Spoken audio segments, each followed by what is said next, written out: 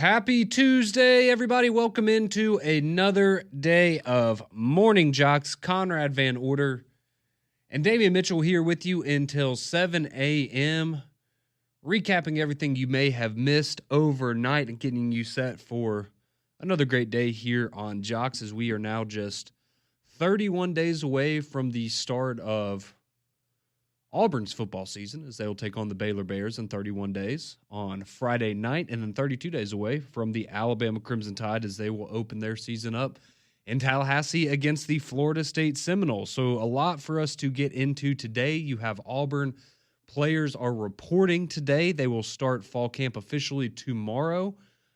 So coming up, we're going to spend a little time today focusing on Auburn and what some of our question marks are for the Tigers going into fall camp. We'd love to hear from you and get your thoughts heading into fall camp, because, you know, there's some things like the wide receiver room, for example, don't really have a lot of questions there. Feel like that one kind of speaks for itself. But I think there are some other positions, what's it going to look like without Jarquez Hunter there in the backfield? What is this defense? How good can this defense really be in year two with a lot of these highly touted recruits, a lot of guys that played as freshmen last year? How big of a jump can they take under DJ Durkin? Those kinds of things. So excited, as it feels like we are getting closer and closer, and you can definitely smell it in the air, Damian. But we'll talk some Auburn football later. Tomorrow we'll do a little bit of an Alabama thing, as Alabama will officially start fall camp tomorrow as well. And we'll take a little bit of a tour around the SEC, making sure that we keep y'all up to date on everything going on, not just at Alabama and Auburn, but in the entire conference here over the next month as we await kickoff of week one. But we will start off, Damian, with some news in the world of college football. And there are a couple big ones yesterday, but we will start with the biggest one, and that was a press conference that we listened to around noon Central Time yesterday, as there are a lot of rumors and reports coming out of Boulder, Colorado earlier in the day. And they all proved to be wrong. A lot of people on social media seeming to jump the gun a little bit in this situation.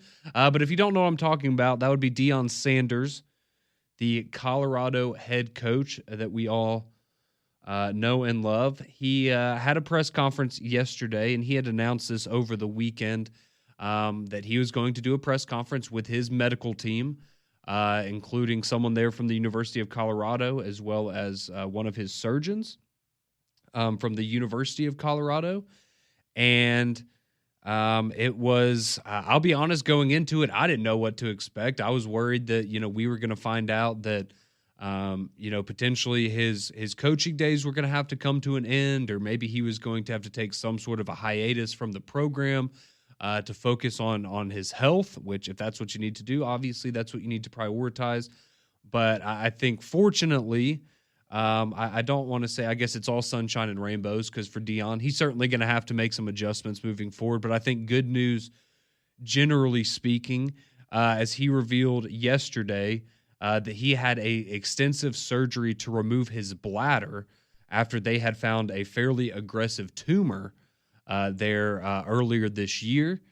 And that is where, if you had heard some of the clips that I guess his son had put out on social media of him, very emotional, talking about how he had to go and sit down and make a will, and he had to, I guess, contemplate what it would look like if he wasn't here anymore, and what that would look like for his family, and that was very difficult for him.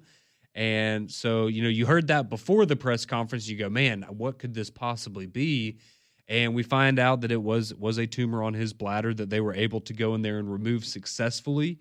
And so he has been, according to his doctors, been completely cured of that cancer. There are no traces of it left in his body, which is an absolute miracle.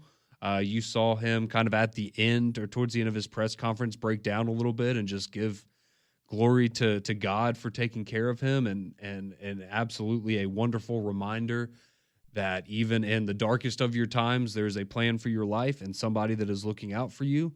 Not to get all religious on everybody this morning, but, for those of you out there that live a life of faith, you know exactly what we're talking about, and the kind of things that he's been through. And it was very cool to see him honestly vulnerable in that kind of a moment where a lot of the sports world had his eyes on him and what was going to go on there. But fortunately, it seems like things are in a better direction for him health-wise, and that he's going to continue to be on the sidelines there in Boulder.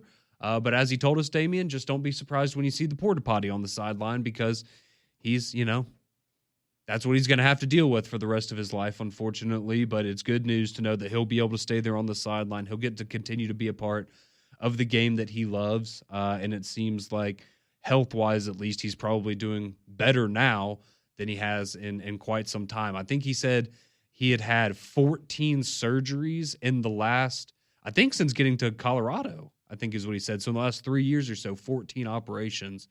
And so he's had a lot going on, to say the least. Yeah, and it's good to see, because nobody really knew what to expect with the press conference. But, to announce that he had been dealing with a form of cancer, and he's treated and he's upright. Man, it's a serious thing, because he emphasized, man, go get checked, go to the doctor.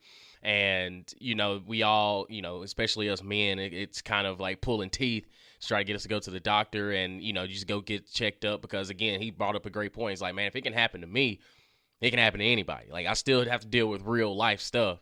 And, like for him to, overcome all of this and still be locked in and ready for Colorado football, it kind of gives you a different light, because we're so used to the glitz and the glamour that, you forget, like, he's a human too.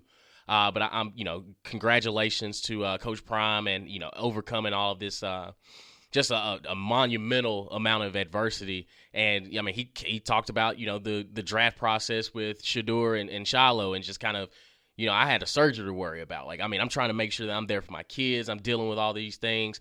And, I mean, he made light about it. He's saying, like, I'm peeing all the time, and, I got to be careful. And, it's at a high level. But the fact that he's upright, he had a press conference to discuss everything, and the way that they gave the timeline of everything and how everything went with his doctors, being on the side of him and everything, it just kind of shows you that, man, life goes on. Like, life happens to everyone. Mm-hmm. And, no matter what, I know I've been personally affected. I've had family members in my family that have dealt with cancer, overcome it. I've lost some to it. And it's kind of one of those things that, whether you hate him or love him, what he does and how he goes about it, the human aspect of it all, you take it all in perspective of, like, you know what? If he can overcome that, by God, and he can go out there and get ready to coach a football team, then we can overcome everything. So, mm-hmm. I kudos to Coach Prime and just everything that he's, just prayers for continued strength for him as he continues through this process. But the fact that he got up there, told everybody everything, and just continue to just be Prime. It's hey, like, he didn't look at it. I like his perspective of, he didn't look at it as, oh, it's, why is God, punishing me? It's, okay, well, how can we speed up this process? Mm-hmm. If I can be the example of overcoming these kind of obstacles, then I would love to be a shining light. And again, for him to be so strong and have fun with it, it kind of just, it humanizes it all. Yeah, and I think, you mentioned it. I mean, let's be honest. Everybody here, myself included, everyone listening probably, you've had somebody that's been affected by cancer in some form or fashion, whether somebody that's been able to survive that battle or somebody that's unfortunately has lost that battle, like a lot of us are very, very familiar with. But, you bring it up, and just the mental fortitude that it takes to get through things like that. And that can be a lot of the times, as I've heard doctors tell my family members before, that's a lot of the battle, right? Is being able to stay strong mentally and almost will yourself out of it. And it certainly seems like that's what Deion's been able to do here. I mean, you brought up his kids, and he said, yeah, I didn't even tell, half my family, because they're worried, they're preparing to go get drafted to the NFL and start their career. And I don't need them, stepping away from that to come take care of me. Like, I'll be okay. I need you to go and live your life, and just all of these things that, it's probably been a little bit of a hectic year. And again, like, we go back and, it's one of those things where, we were all, kind of having fun with the Shedeur thing around the NFL draft. And now you go back and you're like, man, okay, so yeah, that situation is as tough as it probably was for that family. And watching, the way that, a lot of the media kind of went after it. And now on top of that, you throw in what Deion was going in with it, and it's just, man, that's it's some heavy stuff and a lot that's going on there. But But yeah, if you're just now joining us, we found out yesterday Deion Sanders announced that he had been suffering from bladder cancer that had been discovered, a tumor had been discovered when he was getting one of his scans because he's had blood clot issues in the past. And again, this is something you hear about far too often, unfortunately, but you go in for something, you get a scan, and you walk out finding out that you have something much more serious going on. And that's exactly what happened with him. But fortunately, the doctors there at Colorado able to do surgery, and he is now completely cancer-free, according to his doctors yesterday. So some very, very good news as we move forward into the upcoming season for Deion. And again, I know a lot of people out there. I know we live in a world where people want to be first, but the amount of reports I saw yesterday leading into the press conference from what I guess people consider themselves to be reputable news sources on social media, accounts with tens of thousands of followers. Well, according to my sources, Deion Sanders is stepping away from Colorado. The amount of that garbage that I saw on the timeline, and again, I'm just saying, if you listen to any of the shows on this station, you follow any of the real news sites out there, they don't report on things like that because that is completely irresponsible and disrespectful, especially when you have a situation like this that, you know, at the end of the day could have come down to a life or death situation for somebody in the game of college football. But yeah, we need to do better. We need to do better when it comes to things like that. And there's just a lot of that out there, unfortunately. But good to know that Deion is on the up and up. So that was one big piece of news in college football. We have another one, though, as there was yet another injury to one of the most exciting, intriguing players, not only in the SEC, but the entirety of college football for the upcoming season. We'll tell you who it is and how serious the injury could potentially be when we come back here on JOX. Welcome back into the Tuesday morning edition of Morning JOX.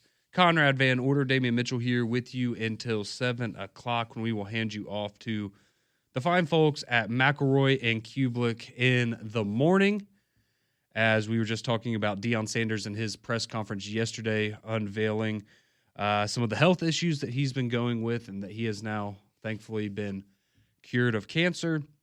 As he was dealing with a tumor on his bladder that had been discovered during a previous scan that he had dealing with some of the blood clot issues that he's dealt with going back a handful of years now. So good news there from Boulder, Colorado on the status of Deion Sanders.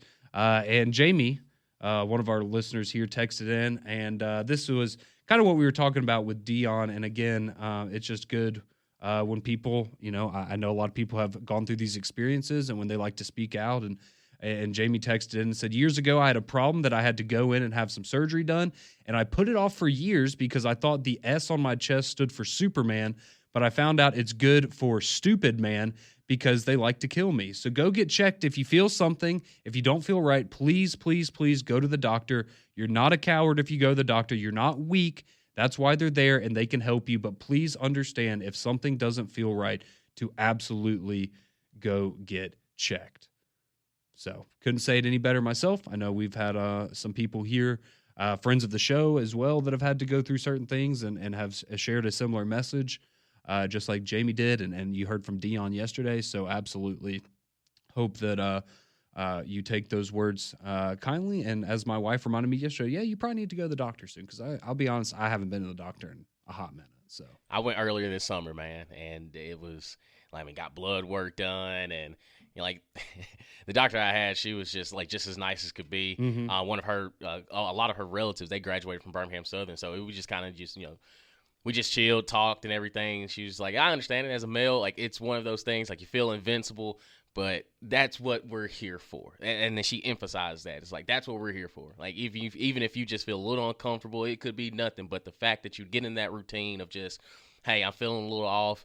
Don't be afraid. Like, I'm not going to bite or anything. But the best thing is just, you know, to maintain, you know, our health. Because we don't know how much time we got here. Let's not try to speed up that process because of the fact that we're, you know, neglecting our medical issues and things like that. So, like I said, man, just it's unique that, you know, somebody, again, like Coach Prime and, you know, Hugh Freeze has been battling some ailments as well. You know, he is dealing with cancer and things like that. But like I said, it just humanizes everything. It's just, no matter what our titles are, we're still humans. Like we're still humans, and we need to make sure that we're on top of our game. And think about all the treatment and stuff that a lot of these players are getting with their their ailing injuries and nagging injuries and things like that. And you're going to experience it during fall camp. Like when you get the coaches make it a point for you to go to treatment. They make it a point like, hey, you need to get your legs up under you, make sure you get all your bruises healed up and things like that. So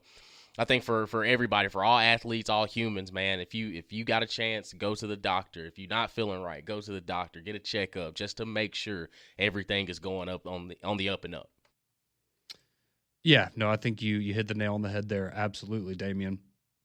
So we will move from Deion Sanders and him and his what seems to be a clean bill of health now for the future moving on.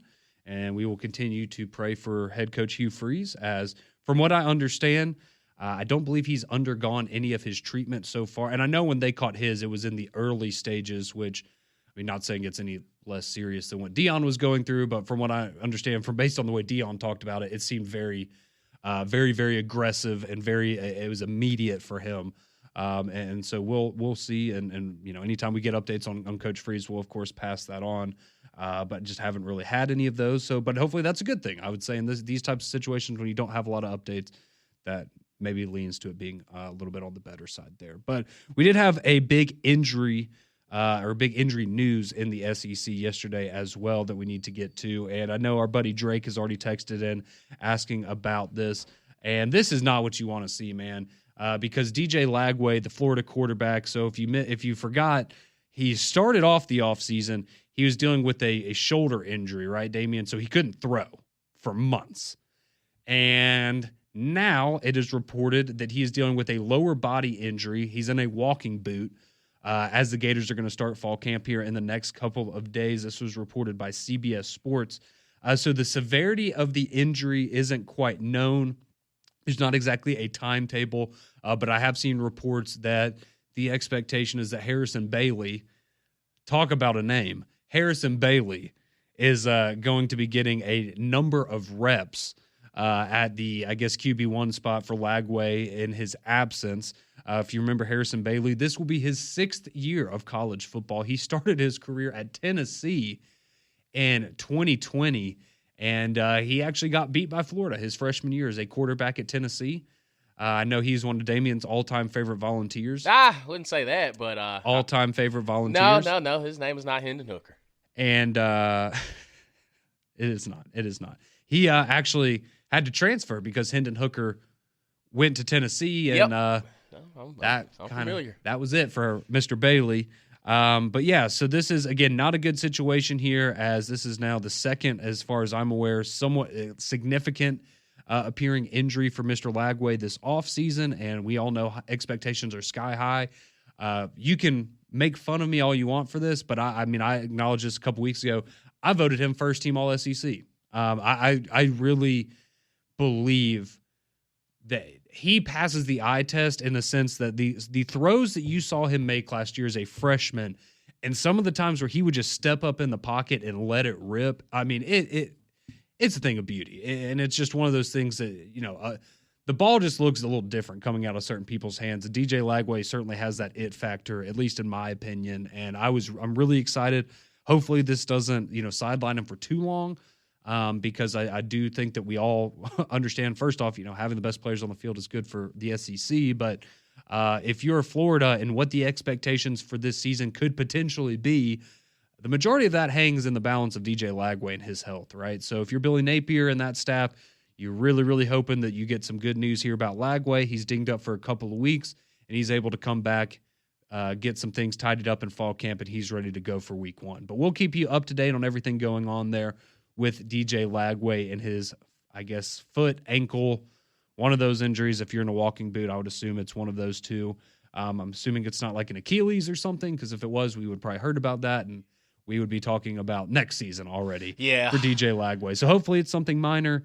But yeah, this would be an absolutely massive issue for Florida if they have to go into the regular season without their star quarterback. Oh, 1,000%. Like you said, the success of Florida season hangs on the balance of what DJ Lagway does at the quarterback position. And if he's not at 100%, it does bring a little bit of caution, man, because again, he had to sit out the entire spring, and when you're not playing, like you're going to get rusty, no matter how you slice it up. But as far as getting into fall camp, you need to start ironing some things out. Like it's a little bit difficult to just plug and hit the ball rolling, because he hadn't thrown a pass since December, since the bowl game. So it's okay. Yeah, we need him at 100% or close to 100%. But I think if you're Billy Napier, you need to make sure that he's good to go and not rush him back on the field. But it does kind of bring a little bit of concern when he's in a walking boot right here as you're about to start up fall camp. Yeah, so this would be a massive blow. Again, Harrison Bailey looks like he's going to be. So he went to Tennessee, then to UNLV, then to Louisville. Now he's in Florida for his 6th year of college football. Yes, 6th year of college football. So he's expected to get the majority of the reps with the ones while DJ Lagway's out. You also have Aiden Warner, who's a former Yale quarterback. He got to play one game last year against Texas, and it was real bad. It was real bad. So I would think that Harrison Bailey is probably going to be that guy.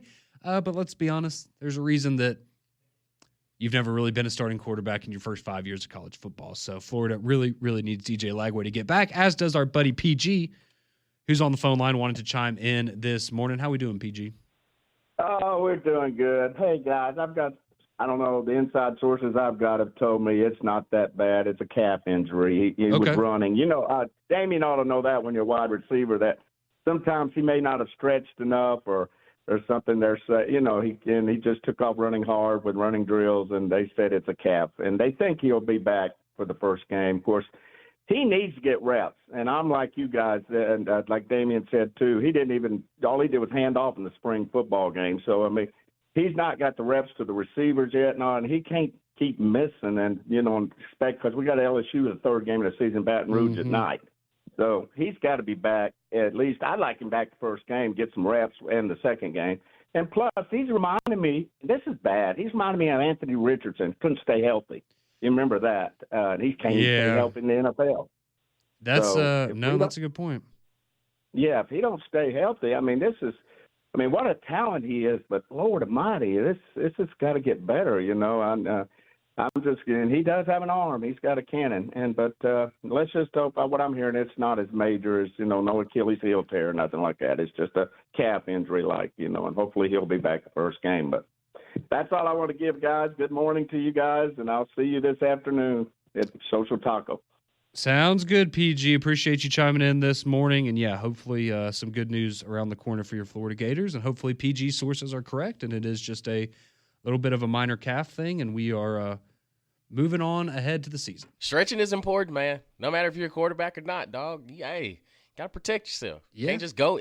Listen, the older you get, the harder it's going to be. So you might as well start stretching now. Keep those ligaments and joints loose, man, because Florida's going to need you, big dog. Yep. They are going to need you. But, again, hopefully, PG is and they, speaking the right things as far as just it's nothing major. But you got to – one thing about playing football, you're going to have to be on the field in order to produce. And, listen, I understand not one man can change everything, but when DJ Lagway is the quarterback for Florida, they look a little bit different. Your best ability is your availability. Absolutely. As Jimmy Garoppolo. They like to say. So it is what it is. But hopefully some good news around the corner for the Florida Gators. How about the Auburn Tigers, though? They're going to hit the practice field tomorrow for the first day of fall camp. Players reporting to the Plains today. So what does that mean? What are our question marks for Auburn heading into the 2025 season? A season laced with big expectations. We'll share our thoughts next on Morning JOX. 6:33. Welcome back into Morning JOX here on your Tuesday morning.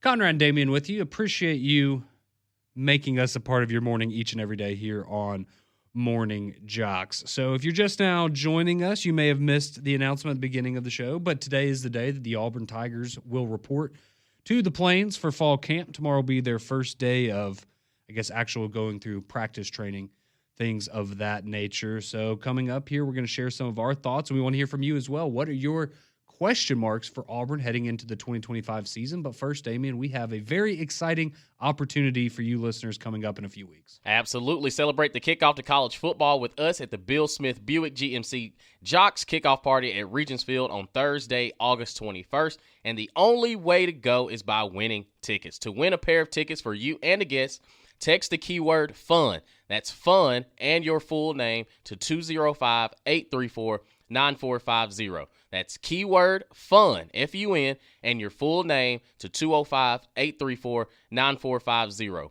Winners are drawn daily and notified daily. For more information, visit joxfm.com. Absolutely. That's always one of our favorite events of the entire year, so we can't wait to get out there to Regents Field and see all of you. And that'll be 8 days before Auburn kicks off their 2025 season against the Baylor Bears. And so as they hit the practice field tomorrow and get things officially going there for fall camp, what are, when you look at this Auburn team, Damian, because again, we feel pretty good about the wide receiver core. I think on the defensive side of the ball, right, you understand you brought a lot of guys back. You have a veteran presence in the secondary. You've got some young guys up front that are going to contribute, like Malik Blockton. You got DeMarcus Riddick there in the middle. You pair that with some of the vets like Keldrick Falk, and who may be the first Auburn first-round pick in a couple of years. And so there's a lot of reason to be excited there. So outside of the quarterback position, though, because I think we can all agree for Alabama and Auburn, right? A lot of it's going to come down to the quarterback play, and we just don't really know what that's going to end up looking like. What is your biggest question for Auburn as they head into fall camp? What do you still need to know about this team? The identity of the run game, because I think that what we saw in Jarquez Hunter for a couple years of being that bell horse, that bell cow running back that can carry that thing 20, 30 times. Now, if you give it to him 20 or 30 times, that's a different story. But he's built for it. He was built for it. But I think, what's the 1-2 punch going to look like for Jeremiah Cobb and Damari Austin, guys that we have seen in spell moments, but now it's their opportunity. Do we see a running back by committee? Are they going to be able to switch it up? Because I don't have any question marks as far as the receiver position.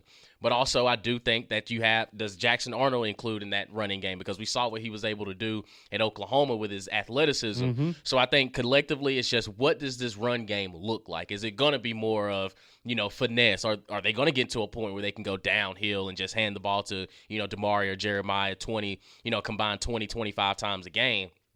So I'm looking at how do they identify the run game, because I think offensively, they could go air raid if they wanted to and have, yards all over the place. But I think that they're going to have to establish how are they going to find ways to put games away without having to, put the ball in the air, like an Oklahoma situation where even if it is 3rd and long, we just need to chew the clock. Do they have the running backs by committee to get it done and make sure that they're an integral part in what this offense can do?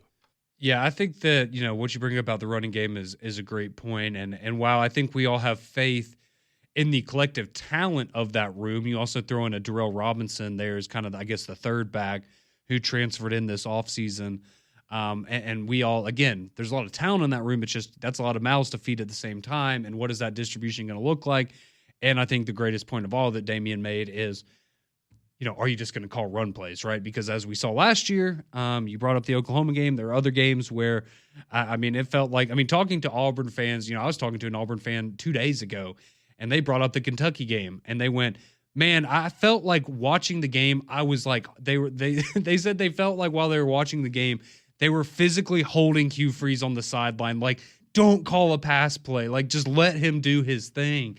And it's just, again, it's one of those things where you can see it with your own eyes and how it works, and then you continue to not go to it as a coach. And that's where I think a lot of the question marks come in, right? Because I think we agree this team is set up to be the best Hugh Freeze Auburn team that he's had, probably by a wide margin. But at the end of the day, if you're not taking advantage of the talent you have on your roster, the play calling has to match, the players that you brought in there. So, but going along with that, I would honestly say offensive line. And I think a big thing for that is, you could say this about a lot of programs and a lot of teams the last few years, but that's always been a little bit of a pain point for Auburn here in recent history, right? They haven't had one of those years where you just had, like, I'm not even talking about a Joe Moore Award finalist or anything like that, but just one of the better offensive lines in the entire conference. And I think this year you got all upperclassmen. You brought in Xavier Chaplin, The expectations for him are sky high. We all know how special Connor Lew is. Dylan Wade's played a lot of football. Jeremiah Wright's played a lot of football. Like, you've got these guys that they've been through the experience. They've worked together. You are having to bring in 2 transfers to fill in your tackle spots, but you should have some continuity bringing back 3 guys on the offensive line. And I think for Auburn, not only is that going to help determine what you brought up, Damian, with how effective the running game can be, but we know how important that's going to be for Jackson Arnold because, to be fair, last year, he didn't have a great offensive line, but what did he have a problem with last year? He didn't throw a ton of interceptions. He fumbled the ball a lot last year. And that's where, if you're Auburn, what can you do to protect Jackson Arnold and hopefully limit those opportunities? Because he wasn't, I'm not going to say that he was an elite passer or anything, but he wasn't making Peyton Thorne decisions a lot of the time. He wasn't even, I would say he wasn't even making Garrett Nussmeier decisions a lot of the time, right? Like, he wasn't one of those quarterbacks that's just going to go out there and let it rip and say, well, if it's a pick, it's a pick, right?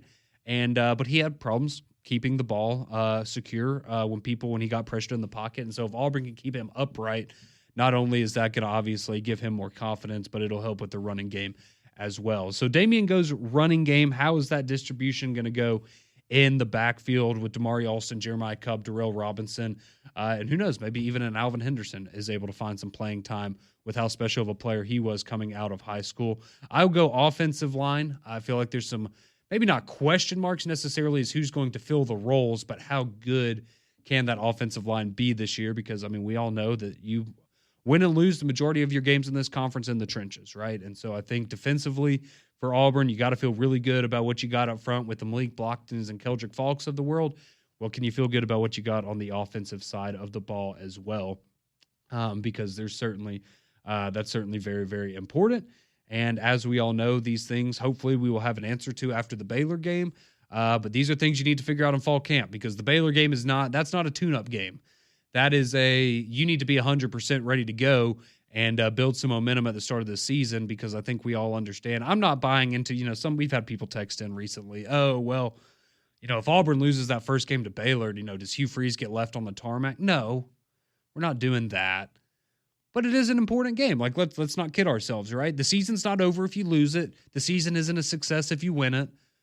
But it sure would be a heck of a lot nicer to start off with a win and have things headed in the right direction there if you're Auburn and Hugh Freeze. So those are some of our big question marks: running game, offensive line for the Auburn Tigers heading into fall camp. Just some things we want to hear. How things are going. Have they been shored up? What can we expect? Are they expected to be elite position groups here in the SEC this upcoming year? Because this is, as we all know, a big one for the Auburn Tigers. But a lot of you chiming in with some of your thoughts on what to expect, what your questions are for Auburn heading into fall camp. And so we will get to those. We will get your reaction, your thoughts on Auburn as they start fall camp officially tomorrow. Players reporting today down there on the Plains. That's coming up next here on JOX. Welcome back into the Tuesday morning edition of Morning JOX. Conrad and Damian here with you until 7 o'clock, when we will hand you off to the fine folks of McElroy and Kublik in the morning, as they will no doubt continue to get you ready for the upcoming college football season, with fall camp starting around the SEC this week. And Alabama and Auburn both going to be hitting the field tomorrow. You're also going to get to hear from both Hugh Freeze and Kalen DeBoer tomorrow around 9 a.m. as they, for whatever reason, are both doing press conferences at the exact same time. So that's going to be really fun because so here we get to have the debate between, okay, well, who do we air first? And then obviously that, tells the listeners in their minds which school we favorite, and they have already made up their mind on that one. You're a huge Alabama guy. See you on the text line. Well, I don't make these decisions. That is true. I do not make these decisions, but it will also be interesting because you've got, a lot of local TV stations and things that are going to have to, just saying, it's just interesting when they're speaking at the same time. What you gonna do? Exactly. What you gonna do? Exactly. So we will see, but it'll be good to get to hear from both Hugh Freeze and Kalen DeBoer tomorrow as they will kick off fall camp with their kind of preview of what to expect here over the next 4 weeks as we approach the kickoff of the season. But we were just sharing some of our question marks. What do we need to see from Auburn? What are we still hoping to learn as they kick off a season full of high expectations? Damian went run game. What are you going to do with all the mouths to feed in that running back room? Is it going to be running back by committee? Is one person going to kind of, run ahead in that competition and be the lead back a la Jarquez Hunter last year? And I went offensive line, and a lot of that just has to do with you have a lot of expectations on the offensive line this year. You have a senior-laden offensive line or upperclassmen-laden offensive line. You've got your Connor Lews of the world, your Xavier Chaplins, guys that really, really good football players. And so can this be the year that they have an elite offensive line? We will certainly wait and see. But some of you chiming in on the text line with your questions. And somebody, Trey, chimes in. He says, I'm a big college football fan and an even bigger Auburn fan. Who, in your guys' opinion, will be a breakout player for Auburn this season outside of the obvious choices and names? That's a good question there, Trey. I guess if we're are we counting a Perry Thompson? Is that an obvious answer?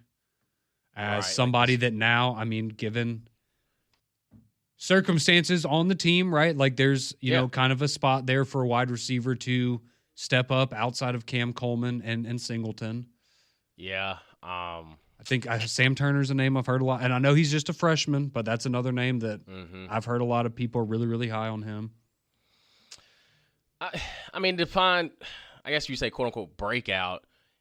I would say one of the running backs because, again, the only time we've gotten a chance to see him is just like in, we're not looking at them as a star running back. Or anything. Right. Yeah. But like if they could emerge into being somebody, like I said, if one of those guys can say like, hey, I can carry this thing 20, 25 times too. So I guess one of the running backs, just pick one to be honest. But and then defensively, because the names that you have on that side of the ball are so, like you got the Riddicks, you got Keldrick Faulk. I guess you could say somebody in the secondary, but I would lean more on the offensive side of like just truly breaking out because we know the Cam Colemans of the world and, maybe Bryce Kane, kind of finding his way as far as like the slide and just being that speed guy, some things over the top. So they got a lot of weapons that they could, but I do think the focus is going to, try to find a way to give Eric Singleton and Cam Coleman the ball as much as they possibly can. And I think that's a smart decision. When you have those two guys on the outside, that's typically, I would say, a good call there if that's ultimately the way that they go. Chris chimes in. He says, biggest question for Auburn, I think, is the O-line like Conrad. The times Auburn is good is when they can run the ball on anyone. Absolutely agree with that. Also, when they choose to run the ball on anyone, I would say it would be a good caveat to throw in there. But, yeah, no, I think, again, offensive line, and not so much as I think their offensive line is going to be bad. No, I think they're going to be quite good. It's just, are they actually going to be that good? Because that'll be a key part to Auburn. If Auburn goes out there and has the kind of season that a lot of people are expecting them to have, that offensive line is going to have to hold up. No doubt about it. Let's see. Somebody else chiming in. They say, Hugh Freeze is my biggest question mark for Auburn. He had one of the best running backs in the country last year and wouldn't put him to work. Hugh Freeze will be fired this year, and they will go 6-6. Wow. Phew. Just go ahead and let the man lose the job. Okay. Hey, I'm giving him the benefit of the doubt that he is going to be able to learn from the wrongs of last year. And maybe that's foolish, but you're getting paid a lot of money to win football games. I think it'd be in your best interest to maybe take some constructive criticism as a head coach from time to time and implement that. Every now and then. But time will tell. Someone said we need to get Sandra Bullock to go down to Auburn and just tell Hugh Freeze to run the freaking ball. Run the dang ball. Michael. Run the dang ball. My wife hates that movie for some reason. What? I've always loved that movie. I love Sandra Bullock, but it was good, man. I like The Blind Side. I feel like some things were probably, a little taken to the extreme for cinematic purposes. Yes. But overall, you got Nick Saban, you got Senator Tommy Tuberville. Got Orgeron. Ed Orgeron. Yeah. Lou Holtz. Like, man, you got some cameos in there. Got Tim McGraw. Yeah, he was in it. Yeah, he's Sean. Congratulations. Yeah, Sandra Bullock was better. Absolutely. Some people chiming in. The Blind Side's awful. The cheese is so bad. Someone else also said, once you find out the truth, it ruins the movie. Okay, well, we're living in movie world. Yeah. We're living in movie world. Listen. It was a good story in the movie. It was. It's a good story regardless of if he sued them afterwards. Anyways, Fat Joe chimes in. He says, how many schools, Damian, have you narrowed it down to? Who are you going to root for this year? Have you made a decision? You don't have to tell us, but have you narrowed it down from 5? No. You're still at 5? Still at 5. Okay. Still at 5. I just didn't know if, you wake up in the middle of the night sometimes and you're like, God, I can't, no way I'm rooting for that team this year. No. It's still 5. Okay. Let's see. We have more text coming in. Somebody says they think Jordan Crawford could be a breakout contender for Auburn. I will say this. I call Mountain Brook high school football games, and they played Parker twice last year, including in the postseason. We did not win either of those games, but Jordan Crawford was a big part of that. Dude is an absolute monster. Absolute monster. So, yeah, that's somebody that, again, as a younger guy, we'll see what his role could potentially be, but it could be a pretty special player there for the Auburn Tigers. Bobby chimes in. He says, I know I'm in the minority with my opinion here, but I don't get the hype with Lagway. I get he was just a freshman, but at the same time, he had more interceptions than starts and only 12 touchdowns on the year. If we're going to say Nussmeier is turnover prone, I think it's fair to put Lagway in that category too, given the sample size that we've gotten. Okay. I mean, I'm not necessarily going to push back on that. Yeah, but I look at the years they've been in college football. DJ Lagway was staring at, the defenses for the first time as a freshman, where Garrett Nussmeier, he's been in the league for quite some time. Yeah. But I do get it. Like, yeah, you want to just take care of the ball no matter what year you are. Never want turnovers. No, you certainly do not want turnovers. You're absolutely right about that. Let's see.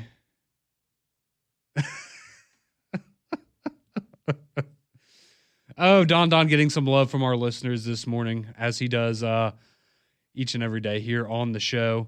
Let's see. Somebody says, shout out to the Gilligan's Island bumper music, Damian. They play big timers on Gilligan's Island? I don't know, man. He just said that. Shout out to Gilligan's Island. We appreciate all of you chiming in. Thanks for all the texts. We're back tomorrow at 6. Mac and Cube is next.